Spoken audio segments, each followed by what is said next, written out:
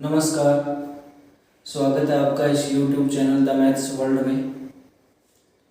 आज का जो हमारा टॉपिक है वो है पैरेललोग्राम लॉ ऑफ फोर्सेस। उससे पहले हम एक डेफिनेशन करते हैं, रिजल्टेंट एंड कंपोनेंट्स। रिजल्टेंट क्या होता है फोर्सेस का और फोर्स के कंपोनेंट्स क्या होते हैं। When two or more than two forces are acting on a rigid body, then we can find a single force such that the effect of that single force is same as the effect of all those forces. Then the single force is known as resultant of all those forces, and all those forces themselves are known as components of the resultant. मान लीजिए हमारे पास कोई rigid body है, इसके ऊपर कई force act कर रहे हैं, कई फोर्स लगे हैं। अगर हमें अब ये सभी फोर्स कुछ ना कुछ इफेक्ट डाल रहे हैं इस रिजिड बॉडी पर, अब सभी मिलकर के कुछ इफेक्ट डालेंगे। अगर हमें कोई एक ऐसा फोर्स मिले जिसका इफेक्ट वही हो जो ये सभी मिलकर डाल रहे हैं, जो सभी फोर्स मिलकर डाल रहे हैं वो अकेला फोर्स ही डाल रहा है effect, then that single force is known as resultant. उस सिंगल फोर्स को हम बोलेंगे resultant of all those forces. And these forces जिनका ये रिजल्टेंट हमें मिल रहा है, तो ये जो सभी फोर्सेस है, these are known as components of the resultant. There resultant will be completely represented by the diagonal of that parallelogram through the point of application. Now we will discuss about the parallelogram law of forces. What is the meaning of parallelogram law of forces? क्या है ये, तो इसके बारे में हम discuss करेंगे। When two forces acting at a point can be represented both in magnitude and direction by two adjacent sides of a parallelogram through the point of application, then the diagonal of that parallelogram through the point of application. So मान लीजिए हमारे पास P और Q दो force हैं, these are two forces. They can be represented by two adjacent sides of a parallelogram through the point of application. मान लीजिए ये point of application है, ठीक है। यहाँ पर एक फोर्स P काम कर रहा है और इधर एक फोर्स Q काम कर रहा है, ठीक है। OA रिप्रेजेंट करता है P को, OB रिप्रेजेंट करता है फोर्स Q को। तो क्या ये दोनों साइड्स पैरेललोग्राम की टू एडजेसेंट साइड बन सकती है? अगर बन सकती है तो इस तरीके से बनेगी। तो इसका मतलब ये हुआ कि P और Q जो इस पॉइंट O पर काम कर रहे हैं, they can be represented by two adjacent side। ये adjacent side of parallelogram हुए, both in magnitude and direction। और ये जो पैरेललोग्राम है ये इसी पॉइंट में से पास होनी चाहिए। सो दिस डायगोनल, ये जो O से डायगोनल बन रहा है through this point is the resultant of these two forces P and Q। P और Q का रिजल्टेंट बनेगा OC। इन वेक्टर नोटेशन अगर हम बात करें तो OA plus OB is equal to OC। अभी हमने पैरेललोग्राम लॉ ऑफ फोर्सेस के बारे में डिस्कस किया। अभी जो रिजल्टेंट बन रहा है, जो रिजल्टेंट बनेगा उसका मैग्नीट्यूड क्या होगा और उसकी डायरेक्शन क्या होगी, इसके बारे में हम डिस्कस करेंगे। Magnitude and direction of resultant। Resultant का मैग्नीट्यूड क्या होगा और डायरेक्शन क्या होगी। By parallelogram law of forces इसका यूज हम करेंगे। जैसे हमने डिस्कस किया, मान लीजिए दो फोर्सेस है ओ ए और ओ बी।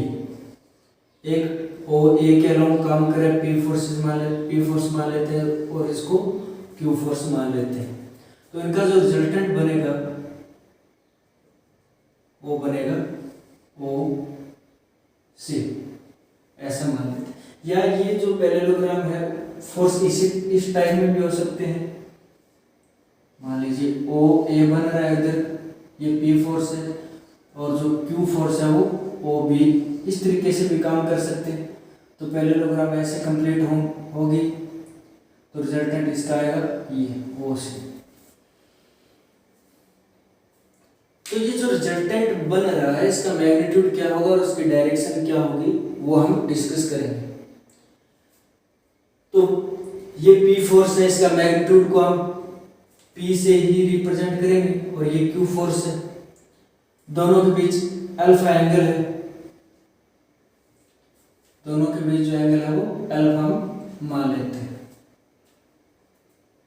अब इसका मैग्नीट्यूड हम निकालेंगे। मैग्नीट्यूड निकालने का मतलब क्या है, उसकी लेंथ हम फाइंड आउट करेंगे। यहां से हम ऐसा करते हैं, इसको आगे बढ़ा करके यहां से हम परपेंडिकुलर ड्रा कर लेते हैं, सी एम, ये परपेंडिकुलर हम ड्रा कर लेते हैं और यहां पर ये किया जा सकता है।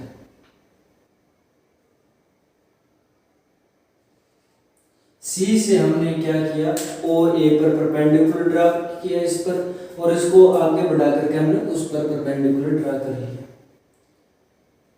अभी हमें करना क्या है, एक तो डायरेक्शन निकालने के लिए ये एंगल फाइंड आउट करना पड़ेगा, इसको थीटा मानते हैं, ठीक है। ये मतलब जो रिजल्टेंट है वो पी के साथ कितना एंगल बना है उससे तो हमें उसकी डायरेक्शन पता चलेगी, और लेंथ अगर हम निकाल लेंगे तो उसका मैग्नीट्यूड हमें पता चलेगा।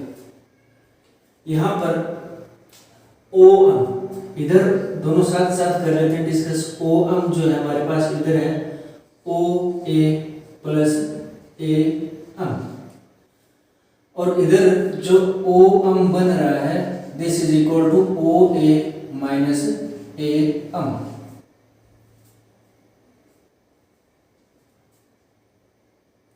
ये जो एंगल बनेगा हमारे पास, ये अल्फा एंगल है तो ये एंगल भी अल्फा बनेगा। इधर ये अल्फा एंगल है तो ये बनेगा हमारे पास 180 माइनस अल्फा। और इसी तरीके से जो O M is equal to O A plus A M, इधर ये बना हमारे पास 9। O M is equal to O A जो है वो पी है, यानी जो फोर्स पी था वो ओ ए से रिप्रेजेंट हमने किया था और उसके मैग्नीट्यूड को हम पी से लिख लेते हैं, ठीक, प्लस ए एम। अब क्योंकि ये पैरेललोग्राम है तो इसकी जो लेंथ है वही ये लेंथ है, तो और ए एम इसको हम ऐसा करते हैं,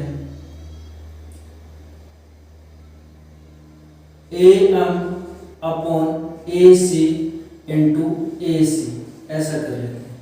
तो this is equal to P plus A M upon A C base upon hypotenuse, this is equal to cosine alpha.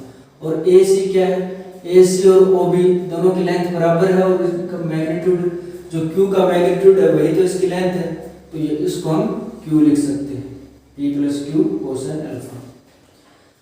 और यहाँ पर अगर हम लिखना चाहेंगे तो ओ ए जो है वो है पी माइनस ए एम, ऐसा ही इसमें भी कर लेते हैं हम, A M upon A C into A C. So P minus इसका मतलब A M base upon hypotenuse, this is equal to cosine 180 minus alpha into, और ए सी ये दोनों बराबर हैं तो इसको हम क्यू लिख लेते हैं। तो P minus Q cosine 180 minus alpha minus cosine alpha होगा तो ये प्लस हो जाएगा, प्लस क्यू कोसाइन अल्फा। तो दोनों केसेस में जो ओ एम बन रहा है वो है P plus Q cosine alpha. Now find out करते हैं Cm। तो Cm जो है Cm अपॉन अगर AC लिखेंगे हम, this is equal to sine alpha. So Cm is equal to AC sine alpha, और AC जो हमारे पास वो है Q, तो Q साइन अल्फा। इधर अगर हम निकालेंगे, अगर पैरेललोग्राम इस तरीके से बनती हो तो उस केस में जो Cm है, Cm upon AC is equal to, अब ये परपेंडिकुलर बना तो इसको हम साइन 180 माइनस अल्फा लिख सकते हैं, which implies Cm is equal to AC की जो वैल्यू है वो Q है, क्योंकि इन दोनों की लेंथ तो बराबर है, तो Q और sine 180 minus alpha sine alpha ही रहेगा।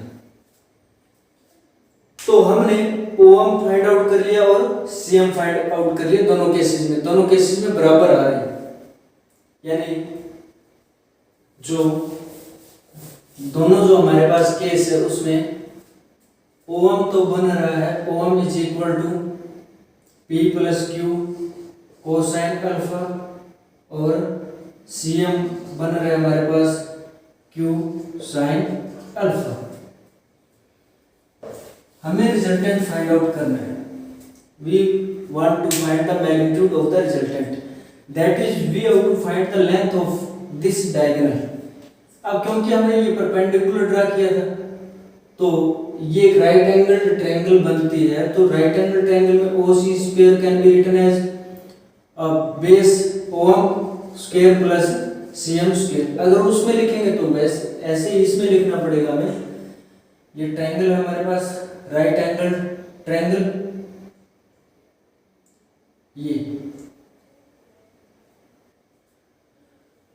तो इस राइट एंगल ट्रायंगल में भी यही होगा, OC square is equal to OM square plus Cm square, और दोनों में वैल्यू बराबर है तो रिजल्ट भी बराबर आएगा। हम रिजल्टेंट को R से रिप्रेजेंट कर लेते हैं, R is the resultant of P and Q, तो ये R स्क्वायर होगा इज इक्वल टू OM यानी P plus Q cosine alpha इसका square plus Q sine alpha इसका square,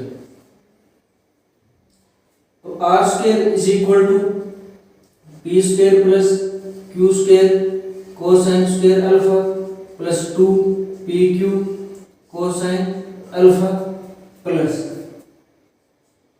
Q square sine square alpha. So P square plus Q square इन दोनों में common आ जाएगा, sign square alpha plus cosine square alpha 1, तो P square plus Q square plus 2PQ cosine alpha, ये R square बना। यानी जो रिजल्टेंट का मैग्नीट्यूड है R, this is equal to square root of P square plus Q square plus 2PQ cosine alpha, ये resultant बन गया। अब हमें एंगल थीटा फाइंड आउट करना है, यानी जो रिजल्टेंट है वो फोर्स P के साथ कितना एंगल बनाता है, थीटा फाइंड आउट करना है। दोनों केसेस में अगर हम टेंजेंट थीटा लिखें, दोनों जो पैरेललोग्राम है आप चेक कर सकते हो, tangent theta is equal to Cm upon OM। इसमें भी टेंजेंट थीटा, क्योंकि इसमें ये एंगल थीटा है, ये रिजल्टेंट है, ये फोर्स P, तो रिजल्टेंट P के साथ कितना एंगल बना रहा है, तो Cm अपॉन OM, और दोनों में वैल्यू बराबर है। Cm की वैल्यू इधर क्या है Q साइन अल्फा, दोनों केस में OM जो है हमारे पास वो P plus Q cosine alpha, यानी थीटा कितना बना, tangent inverse Q sine alpha upon P plus Q cosine alpha, ये थीटा। तो मैग्नीट्यूड और रिजल्टेंट का मैग्नीट्यूड क्या होगा, और उसकी डायरेक्शन का मतलब यही है, P के साथ कितना है। अब चाहे तो Q के साथ भी निकाल सकते हैं।